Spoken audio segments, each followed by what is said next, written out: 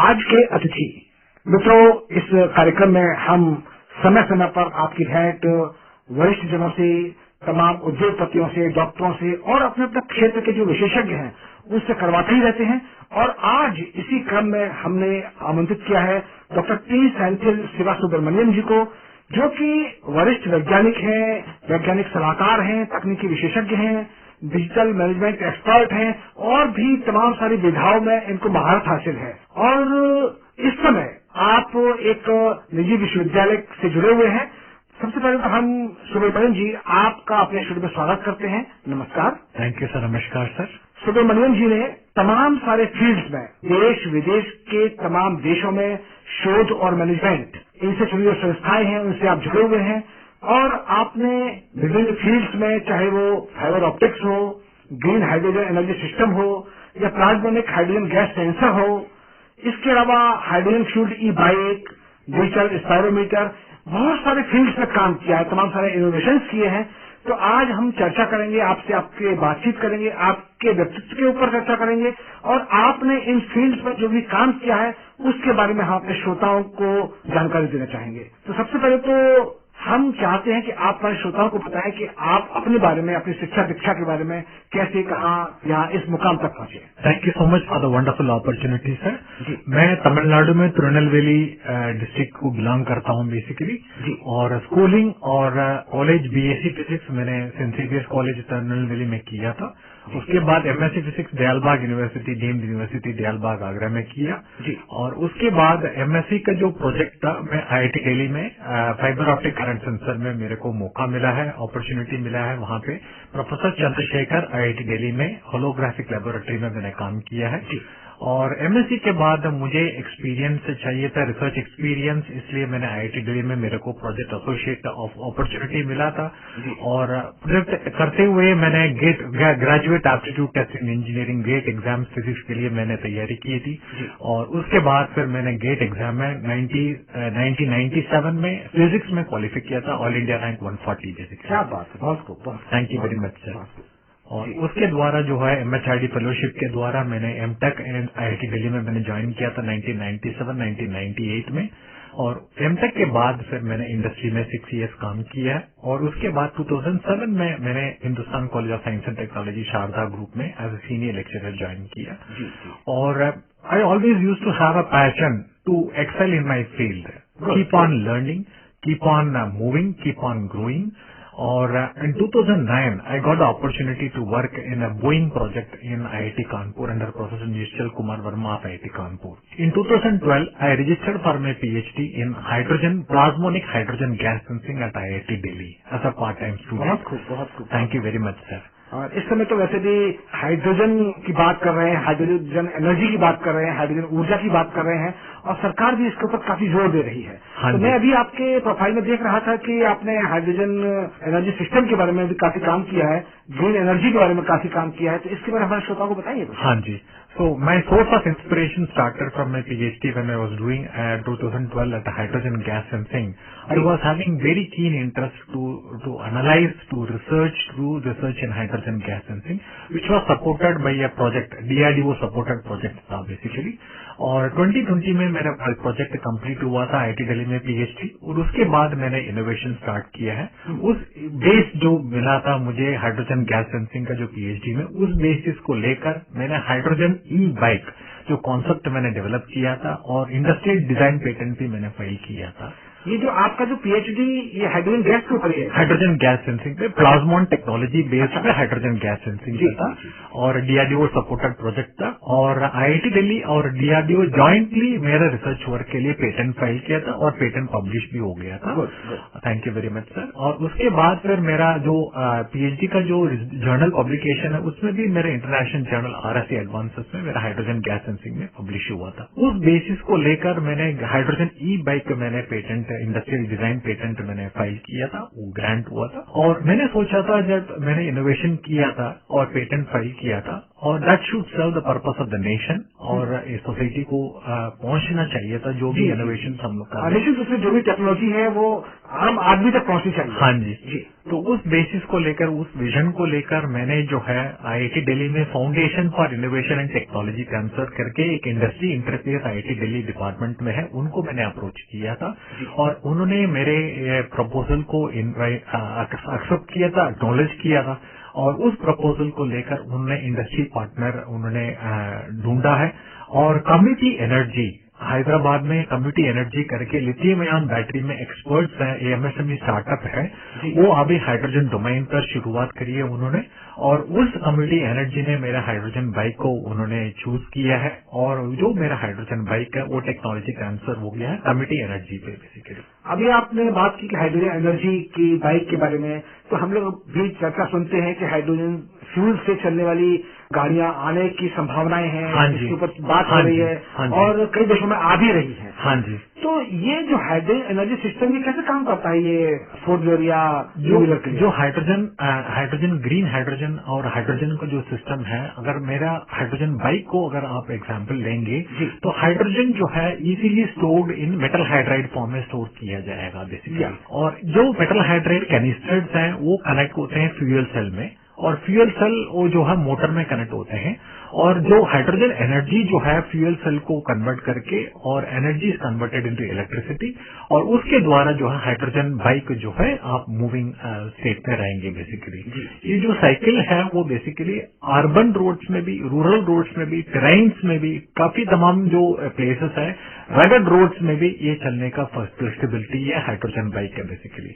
ये जो इन्वेंट किया था वो नेशनल हाइड्रोजन मिशन जो गवर्नमेंट ऑफ इंडिया ने जो लॉन्च किया उस बेसिस पर उसको कंट्रीब्यूशन में करने के लिए मैंने सोचा था, उस बेसिस पर ही मैंने इनोवेशन किया था इस हाइड्रोजन बाइक को बेसिकली। बहुत खूब। और ये हाइड्रोजन जो ग्रीन हाइड्रोजन है वो नेट जीरो एमिशन के लिए ये बहुत फैसिलिटेट करेगी बेसिकली और जो है क्लाइमेट चेंज के लिए फॉसिल फ्यूल्स को ड्रास्टिकली रिड्यूस करेगी ये ग्रीन हाइड्रोजन बेसिकली। डॉक्टर साहब, अगर हम सामान्य भाषा में बात करें, आम आदमी की जानकारी के लिए बात करें तो जो अभी आपने बात की लो एमिशन की, तो लो एमिशन की जो अभी जो गाड़ियां आ रही हैं या जो ई बाइक्स या ई व्हीकल्स आ रहे हैं तो उसमें और ग्रीन हाइड्रोजन वाले कॉन्सेप्ट में क्या डिफरेंस है? क्योंकि जो फॉसिल फ्यूल जो कहते हैं, जो फॉसिल फ्यूल का जो यूसेज होते हैं उसमें carbon emission, carbon dioxide emission, CO2 emission बहुत ज्यादा है, पोल्यूशन है बेसिकली। उसको जो ग्रीन हाइड्रोजन अगर हम यूज करेंगे it is net zero emission basically, CO2 emission नहीं रहेगा basically. It is a versatile application है बेसिकली और इलेक्ट्रोलिसिस प्रोसेस के द्वारा जो ग्रीन हाइड्रोजन प्रोड्यूस किया जाएगा बेसिकली, ये फायदा है। इनिशियली जो है कॉस्ट हायर एंड पर है, लेकिन तमाम जो है जो पॉलिसीज बने हैं और जो मैन्युफैक्चरिंग इंडस्ट्रीज अभी आ रहे हैं उसके द्वारा जो है ग्रीन हाइड्रोजन कॉस्ट इफेक्टिव हो जाएगी बेसिकली। निश्चित रूप से कोई भी टेक्नोलॉजी जब अपने शुरुआती दौर में होती है तो उस पर बहुत सारा रिसर्च वर्क होता है, बहुत सारी चीजें होती हैं, बहुत सारे हम लोग प्रयोग करते हैं तो उस पर खर्च तो होता ही है। तो कोई भी टेक्नोलॉजी शुरुआत में खर्चीली होती है, लेकिन जब वो धीरे धीरे यूज टू हम लोग हो जाते हैं तो फिर वो उसकी कॉस्टिंग कम होती जाती है। हाँ जी। तो और ग्रीन हाइड्रोजन जो है सेफ मोड पे काम करेंगी और it is highly versatile fuel किया जाएगा बेसिकली और नेट जीरो एमिशन के लिए ये बहुत फैसिलिटेट करेगी और क्लाइमेट चेंज के लिए जब फॉसिल फ्यूल के द्वारा जो CO2 एमिशन है जो क्लाइमेट एनवायरमेंट को स्पॉइल कर रहे हैं उसके द्वारा ये डिवाइड हो जाएगी बेसिकली ग्रीन हाइड्रोजन के। बहुत बढ़िया। ये इनोवेशन निश्चित रूप से एक क्रांतिकारी परिवर्तन हो सकता है फ्यूल के क्षेत्र में। वैसे भी जो जीवाश्म ईंधन है उसकी तो लगातार कमी होती ही जा रही है और हमारी सरकार, केवल हमारी सरकार ही नहीं बल्कि पूरे विश्व भर में ये जीवाश्म ईंधन इसको कम करने का प्रयास किया जा रहा है। तो ई बैटरी, ई बाइक या ई रिक्शा या इस तरह की जो चीजें आ रही हैं जो लो एमिशन हो या नो एमिशन हो तो उस तरह की बात हो रही है। डॉक्टर साहब, मैं आपका देख रहा था तो आपने डिजिटल स्पायरोमीटर की कुछ काम किया है, ये क्या होता है? ये तो डिजिटल स्पायरोमीटर बेसिकली जो है लंग प्रेशर मेजरमेंट के लिए एक डिजिटल स्पायरोमीटर हमने डिवाइस किया है बेसिकली और इसमें जो है nano fibres, nano technology based sensors incorporate किया गया है। इन सेंसर्स के द्वारा जो है लंग प्रेशर को मेजरमेंट किया जाएगा डिजिटली और अगर हम देखा जाएगा तो सोसाइटी के लिए बहुत अच्छा फायदा जो इनोवेशन है और होम में अगर पेशेंट है तो उनको कोई हेल्प, बिना हेल्प करे हुए ये अपने आप वो मेजर कर सकते हैं लंग प्रेशर को बेसिकली। और इसका जो हमने जो इनोवेशन किया है बेसिकली, मैं एज अ को इन्वेंटर मैंने इसमें प्रोजेक्ट में था, और इस इनोवेशन को टेक्नोलॉजी ट्रांसफर के लिए बायोटेक कंसोर्टियम इंडिया लिमिटेड जो इंटरप्राइजेस है, ministry of science and biotechnology का डिपार्टमेंट के द्वारा हमने एमओयू साइन किया है, और अभी इन प्रोसेस है इंडस्ट्री के लिए ट्रांसफर करने के लिए इन प्रोसेस में है बेसिकली। ये नैनो टेक्नोलॉजी सेंसर्स हैं, पीजो इलेक्ट्रिक ट्रांसड्यूसर सेंसर्स इसमें इनकॉर्पोरेट किया है, कॉस्ट इफेक्टिव है ये बेसिकली, मास प्रोडक्शन में किया जाएगा basically, it cost around 25,000 rupees basically.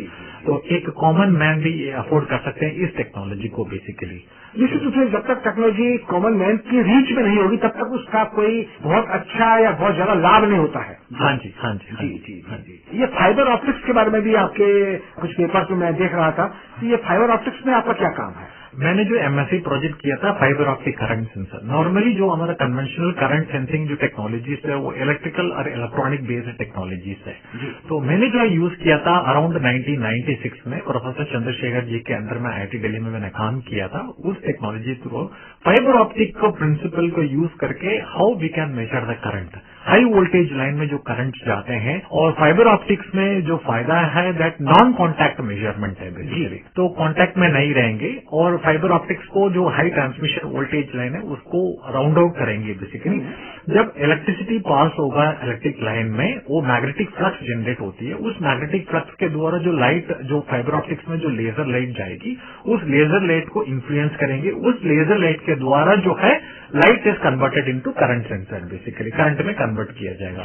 ये जो प्रोजेक्ट है फाइबर ऑप्टिक करंट सेंसर में जो मेरा अपॉर्चुनिटी मिला था जो काम करने के लिए है, ये बीएचईएल सपोर्टेड, बीएचईएल हैदराबाद के सपोर्टेड प्रोजेक्ट था बेसिकली, और बीएचईएल ने इन्होंने इम्प्लीमेंट भी किया है, उन्होंने फाइबर ऑप्टिक करंट सेंसिंग को अपनी हैदराबाद में प्लांट में बेसिकली। अच्छा अच्छा, हाँ जी, ये बहुत अच्छी बात है, बहुत बड़ी बात है ये।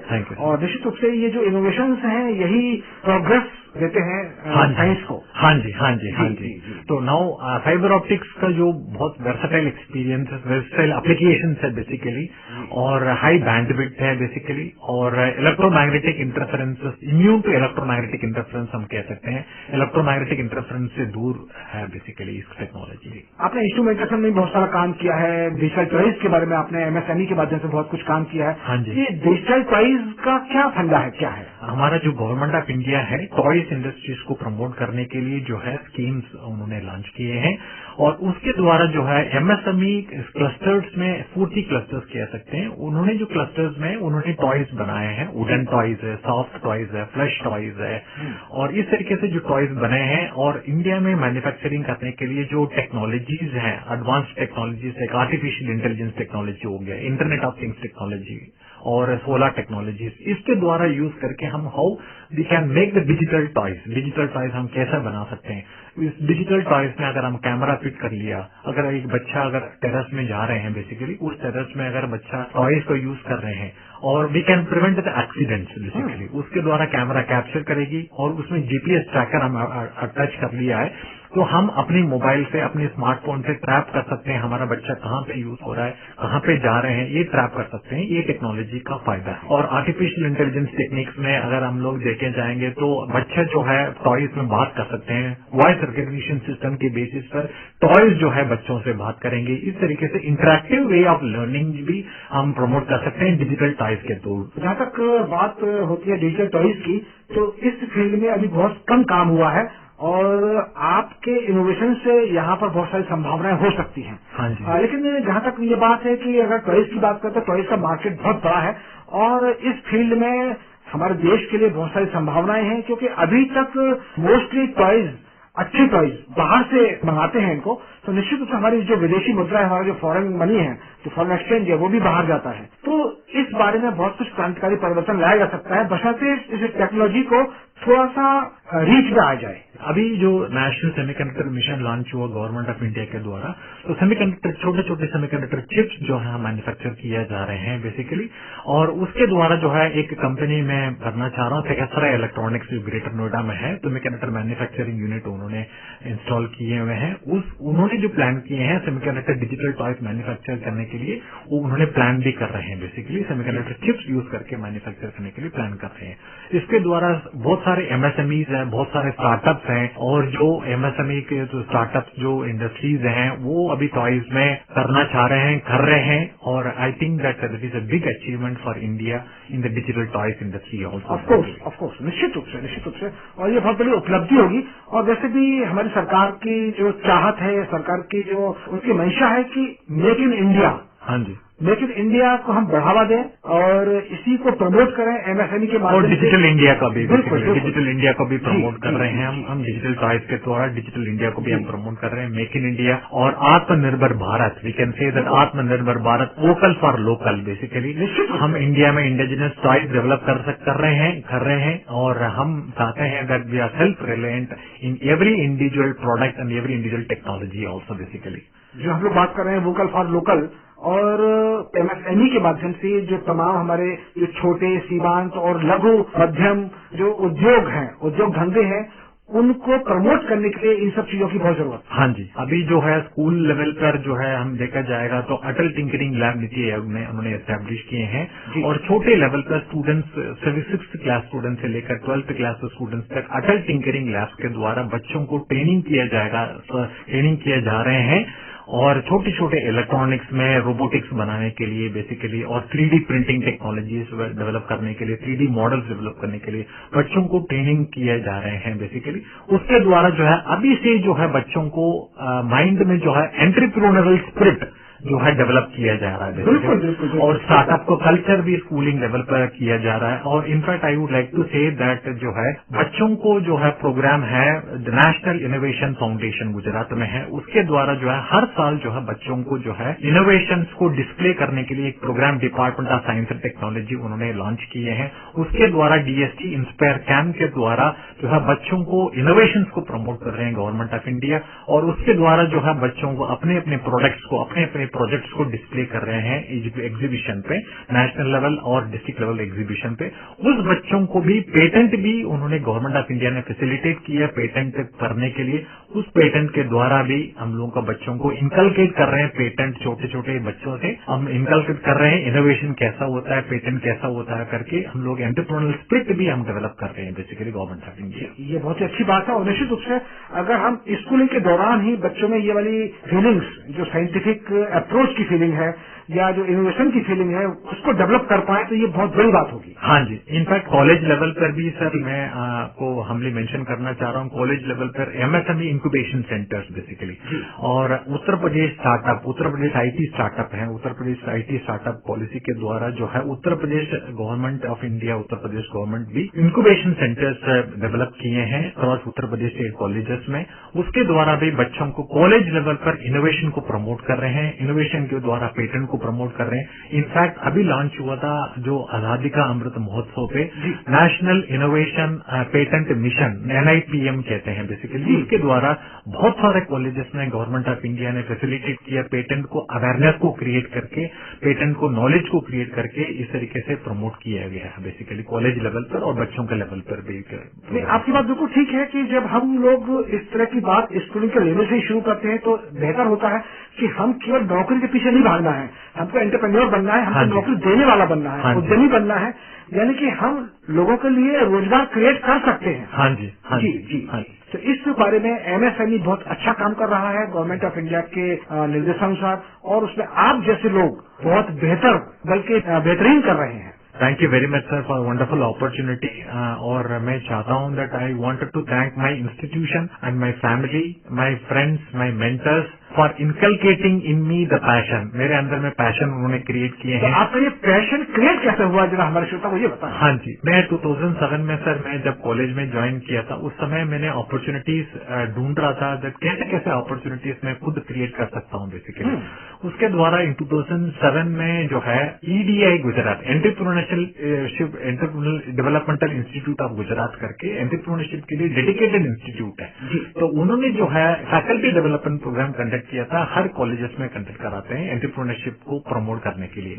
उसके द्वारा जो है मैंने पार्टिसिपेट किया था, उसमें जो पार्टिसिपेट किया था मुझे मोटिवेशन मिला था, एंटरप्रेन्योरशिप डोमाइन में भी मैंने काम करना चाह रहा हूँ बेसिकली। और उसके द्वारा जो है मैं धीरे धीरे मैंने एंटरप्रेन्योरल स्पिरिट मैंने डेवलप किया है, और जहां जहां एंटरप्रेन्योरशिप प्रोग्राम्स होते हैं वहां पे मैं अटेंड करता हूँ और सीखता हूँ, मौका मिल जाता है that I can interact with experts, और इस तरीके से मैंने एक्सपर्ट्स को ढूंढता हूँ और उनसे सीखता हूँ बेसिकली। इन 2017 में सर स्टार्टअप इंडिया यात्रा यूपी एडिशन 2017 में हुआ था, उसमें एज अ कोऑर्डिनेटर मुझे अपॉर्चुनिटी मिल रहा था गवर्नमेंट ऑफ इंडिया की तरफ से, और उसके द्वारा जो है स्टार्टअप इंडिया यात्रा में बूट कैंप ऑर्गेनाइज किया गया। उस बूट कैंप में बहुत सारे स्टार्टअप्स जो है आगरा और मथुरा रीजन के स्टार्टअप्स उन्होंने पार्टिसिपेट किए हैं और उसके द्वारा जो है प्रमोट किए हैं स्टार्टअप्स को। और इन 2018 में गवर्नमेंट ऑफ उत्तर प्रदेश ने स्टार्टअप एक्सप्रेस लॉन्च किया स्टार्टअप प्रोग्राम के लिए बेसिकली, उसमें भी मेरे को अपॉर्चुनिटी मिला था एज अ नोडल ऑफिसर। इस तरीके से धीरे धीरे मैंने स्टार्टअप को एंटरप्रेन्योरशिप कल्चर मैंने डेवलप किया, और मैंने जो सोचा था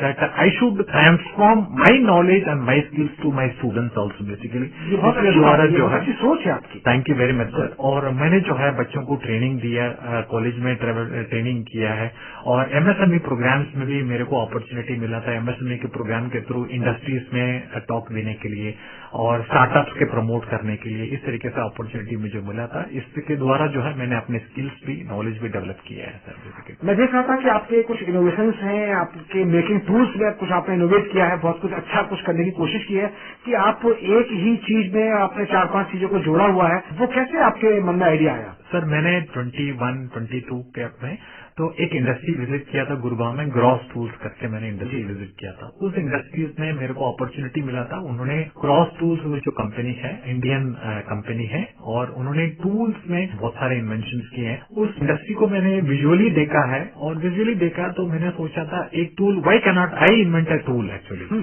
तो इसके द्वारा जो मैंने सोचा था, और उसमें छोटा सा जो कॉस्ट इफेक्टिव टूल बनाने के लिए मैंने प्लायर को मैंने सोचा था। प्लायर में हैमर भी इंटीग्रेट कर सकते हैं, और एक नेल प्लकर भी इंटीग्रेट कर सकते हैं, एक बॉक्स कटर भी इंटीग्रेट कर सकते हैं, और एक नट एंड बोल्ट टाइटनर भी इंटीग्रेट कर सकते हैं।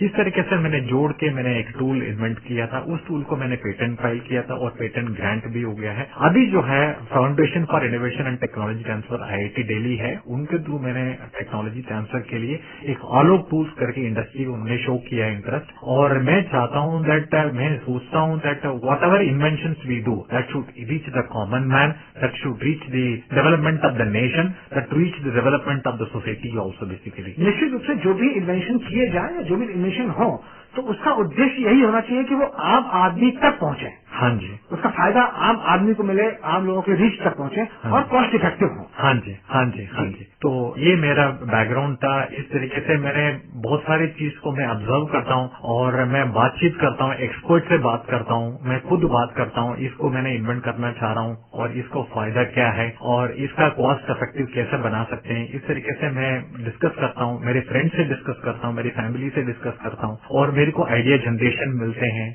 डॉक्टर साहब, मैं आपका जो पोर्टफोलियो देख रहा था तो उसमें बहुत सारे फील्ड्स पे आपने बहुत सारे कुछ काम किए हैं, तमाम सारे इनोवेशंस हैं आपके, बल्कि आपने डिजिटल ट्रांसफॉर्मेशन में भी कुछ काम किया है, तो वो क्या है, कैसे? हाँ जी sir, thank you very much sir. In 2020 में जब कोविड-19 आया था, फिर उस समय जो है मैंने national productivity council government of India में मैं काफी टाइम से मैं जुड़ा हुआ था इंडस्ट्री 4.0 डिपार्टमेंट में। उसके द्वारा जो है मेरे को Asian productivity organisation Tokyo Japan में एक इंटरनेशनल प्रोजेक्ट मेरे को मिला था। इसमें 5 मेंबर कंट्रीज पार्टिसिपेट किए थे, India, Japan, China, Thailand and Malaysia. इसको जो मेन ऑब्जेक्टिव है दैट हर एक कंट्री में जो SMEs और I can call it as MSMEs, जो MSMEs को कैसे उन्होंने टेक्नोलॉजी इंप्लीमेंट किया, industry 4.0 technologies fourth industry revolution, digital transformation technologies उन्होंने कैसे इम्प्लीमेंट किया, उसके द्वारा एक स्टडी रिपोर्ट बनाने के लिए 5 मेंबर कंट्रीज को दिया गया। उस 5 मेंबर कंट्रीज में मैं इंडिया से सिलेक्ट हुआ था। उस 5 मेंबर कंट्रीज में जो एमएसएमईज है, वो 3 एमएसएमईज को हमें इंडिया में मैंने सेलेक्ट किया था। 2 एमएसएमईज प्लस एक लार्ज एंटरप्राइजेस। उसमें मेटल कास्टिंग और मेटल फाउंड्री और फिर ऑटोमोबाइल इंडस्ट्री, ये तीनों जो इंडस्ट्रीज को मैंने केस स्टडी प्रिपेयर किया और मैंने प्रेजेंट किया था और एशियन प्रोडक्टिविटी ऑर्गेनाइजेशन में एज अ बुक फॉर्म में भी पब्लिश हुआ था। तो इसमें आपने क्या क्या काम किया है इसमें? हाँ जी, इसमें जो है ऊपर कुछ काम है आपका शायद, या रोबोट्स के ऊपर कुछ काम है? हाँ जी, इसमें जो है मैंने जो टेक्नोलॉजी चूज किया था कोलैबोरेटिव रोबोट्स, कोबोट्स कहते हैं बेसिकली। कोबोट्स जो है इंडस्ट्रियल रोबोट्स को नेक्स्ट ट्रांसफॉर्मेशन कोबोट्स कह सकते हैं बेसिकली। इंडिया में बहुत सारे एमएसएमईज जो है उन्होंने कोबोट्स इंप्लीमेंट किए हैं। और for example SME tool textile machinery जो गुजरात में है, उन्होंने कोबोट्स को यूज किए हैं। कोबोट जो है very safely you can operate with a human being. Cobot जो है ह्यूमन बीइंग के साथ काम कर सकते हैं, शॉप फ्लोर में काम कर सकते हैं, सेफली काम कर सकते हैं और ह्यूमन को वर्कलोड को रिड्यूस करते हैं बेसिकली कोबोट्स। और प्रोडक्टिविटी इंक्रीज होते हैं, क्वालिटी इंक्रीज होते हैं, एक्सीडेंट्स कम हो जाते हैं बेसिकली। इसलिए जो है कोलैबोरेटिव रोबोट जो है नेक्स्ट जनरेशन रोबोट कह सकते हैं बेसिकली। यानी कि जो इसमें आजकल जो एआई की बात चल रही है, आर्टिफिशियल इंटेलिजेंस, आपने इंक्लूड किया है? हाँ जी, आर्टिफिशियल इंटेलिजेंस भी हम कोबोट्स सेंसर्स हैं, कोलैबोरेटिव रोबोट्स में आर्टिफिशियल इंटेलिजेंस है, आईओटी इंटरनेट ऑफ थिंग्स कहते हैं बेसिकली। इंटरनेट ऑफ थिंग्स भी इंटीग्रेटेड है, ह्यूमन मशीन इंटरफेस HMI कहते हैं बेसिकली। इसके द्वारा जो टेक्नोलॉजी के थ्रू जो है शॉप फ्लोर में कहीं पर भी जो शॉप फ्लोर ऑटोमोबाइल इंडस्ट्रीज हैं और CNC मशीनिंग है, मिलिंग है, थ्रेडिंग है, तो इस तरीके से बहुत सारे इंडस्ट्रीज में कोबोट्स यूज करते हैं बेसिकली। ड्रोन्स के ऊपर भी कुछ काम किया है आपने? हाँ जी, ड्रोन जो है नेक्स्ट जनरेशन डिसरप्टिव टेक्नोलॉजी कह सकते हैं बेसिकली। ड्रोन जो है स्पेशली एग्रीकल्चरल फील्ड, जो मेरा इन्वेंशन था, नेशनल क्वांटम मिशन इंडिया में लॉन्च हुआ था गवर्नमेंट ऑफ इंडिया, और उसके द्वारा जो है ड्रोन के जो मैंने इन्वेंट किया था, उस ड्रोन को इंडस्ट्रियल डिजाइन पेटेंट ड्रोन है। उस ड्रोन में जो है इंटेलिजेंट क्वांटम UAV फार्मिंग, उसमें आर्टिफिशियल इंटेलिजेंस मैंने जोड़ा है, क्वांटम टेक्नोलॉजीज, क्वांटम सेंसर्स मैंने जोड़ा है, और उसमें जो है 5G टेक्नोलॉजी भी जोड़ा, लोरावैन टेक्नोलॉजी भी जोड़ा, और बाइफेशियल सोलर सेल्स भी मैंने जोड़ा है। इस टेक्नोलॉजी के द्वारा जो है प्रिसिशन फार्मिंग एप्लीकेशन के लिए बहुत फायदा होती है ड्रोन्स में। अगर आप इतने सारे काम कर लेते हैं तो कैसे मैनेज करते हैं अपने परिवार के साथ, अपने काम के साथ, अपने जॉब के साथ और इतने सारे इन्वेंशन के साथ कैसे मैनेज करते हैं? सर, मेरा पैशन है काम करने का, मैं फैमिली के साथ भी टाइम स्पेंड करता हूँ और फैमिली से भी इनपुट ले लेता हूँ और फ्रेंड्स के साथ मैं इनपुट ले लेता हूँ, और मैं ट्रैवल बहुत करता हूँ सर। मैं आगरा और दिल्ली और ग्रेटर नोएडा ट्रैवल करता हूँ, और मेरा पैशन है बहुत नेटवर्किंग करने के लिए।